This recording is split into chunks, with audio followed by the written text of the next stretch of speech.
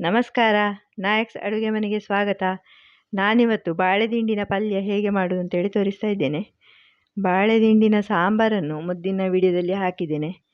ಈಗ ಬಾಳೆದಿಂಡನ್ನು ಸಣ್ಣಗೆ ಹೆಚ್ಚಿಕೊಂಡು ಬಂದು ಕುಕ್ಕರಲ್ಲಿ ಹಾಕ್ತಾ ಇದ್ದೇನೆ. ಒಂದು ಅರ್ಧ kg ಬಾಳೆದಿಂಡು ಉಂಟು.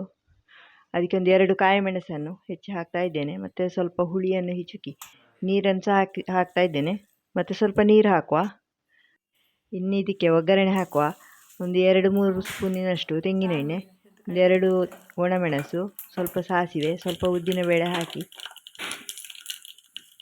ಸಾಸಿವೆ ಪಟಪಟ ಆಯಿತು. ಈ ಒಗ್ಗರಣೆಯನ್ನು ಕುಕ್ಕರಿಗೆ ಹಾಕ್ತಾ ಇದ್ದೇನೆ. ಇನ್ನು ಒಟ್ಟಿಗೆ ಬೇಯಲಿಕ್ಕಿಡುವ. ರುಚಿಗೆ ಬೇಕಾದಷ್ಟು ಉಪ್ಪು ಸ್ವಲ್ಪ ಹಾಕಿ ಮಿಕ್ಸ್ ಮಾಡಿ ಕುಕ್ಕರಲ್ಲಿ ಒಂದು 2-3 ಬಿಗಿಲಾಗಲಿ ಬೇಯಲಿಕ್ಕಿಡುವ. ನೋಡಿ, ಪಲ್ಯ ಕುಕ್ಕರಲ್ಲಿ ಸರಿಯಾಗಿ ಬೆಂದಿದೆ. ಈಗ ಇದನ್ನೊಂದು ಪಾತ್ರೆಗೆ ಹಾಕ್ತಾ ಇದ್ದೇನೆ. ಗ್ಯಾಸಲ್ಲಿ ಇಡುವ. ಅದರಲ್ಲಿ ಸ್ವಲ್ಪ ನೀರುಂಟು, ಕುಕ್ಕರಲ್ಲಿ ಬೇಯಿಸಿದ ಕಾರಣ ಅದು ನೀರು ಸಾರಲಿ. ಮತ್ತು ಸ್ವಲ್ಪ ತೆಂಗಿನ ತುರಿಯನ್ನು ಸೇರಿಸ್ತಾ ಇದ್ದೇನೆ. ಸರಿ ಬಿಸಿ ಆದರೆ ಪಲ್ಯ ರುಚಿ ಆಗ್ತದೆ.